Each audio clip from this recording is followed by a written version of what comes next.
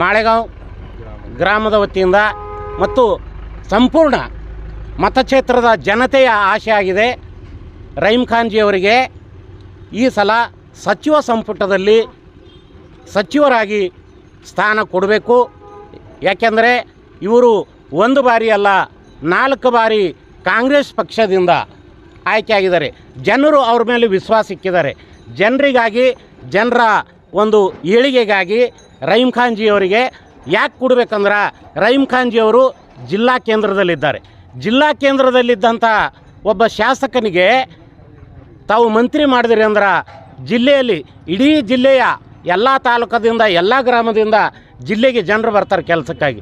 ಅಂಥ ಟೈಮಿನಲ್ಲಿ ಅವೈಲೇಬಲ್ ಇದ್ದರು, ನಮ್ಮ ಮಿನಿಸ್ಟ್ರ್ ಇದ್ದರು ಅಂದ್ರೆ ನಮ್ಮ ಮಿನಿಸ್ಟ್ರ್ ಕಡೆ ನಾವು ಹೋಗ್ತೇವೆ, ಏನಾದರೂ ಹೇಳ್ತೇವೆ. ಈಗಾಗಲೇ ರಹೀಮ್ ಖಾನ್ಜಿಯವರು ಪೌರಾಡಳಿತ ಸಚಿವರಾಗಿ ಒಳ್ಳೆ ಕೆಲಸ ಮಾಡಿದ್ದಾರೆ. ಬೀದರನ್ನು ಮಹಾನಗರ ಪಾಲಿಕೆ ಮಾಡಿದ್ದಾರೆ, ಹುಮನಾಬಾದನ್ನು CMC ಮಾಡಿದ್ದಾರೆ, ನಗರ ಪಾಲಿಕೆ ಮಾಡಿದ್ದಾರೆ, ಕಲ್ಯಾಣ ಮಾಡಿದ್ದಾರೆ, ಮತ್ತು ಚಿಡ್ಗುಪ್ಪ ಮಾಡಿದ್ದಾರೆ.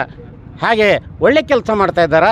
ಅದಕ್ಕೆ ಜನರ ಅಭಿವೃದ್ಧಿಗಾಗಿ, ಜನ ಕಲ್ಯಾಣಕ್ಕಾಗಿ ರಹೀಮ್ ಖಾನ್ಜಿಯವರಿಗೆ ಈ ಸಲ ಸಚಿವ ಸ್ಥಾನ ಕೊಡಬೇಕಂಥೇಳಿ ನಾವು ಸನ್ಮಾನ್ಯ ಮುಖ್ಯಮಂತ್ರಿಗಳಲ್ಲಿ ಮತ್ತು ಅವರ ಸಚಿವ ಸಂಪುಟದಲ್ಲಿ ಈ ಭಾಗದ ಜನರ ಒಂದು ಬೇಡಿಕೆಯಾಗಿರುತ್ತದೆ.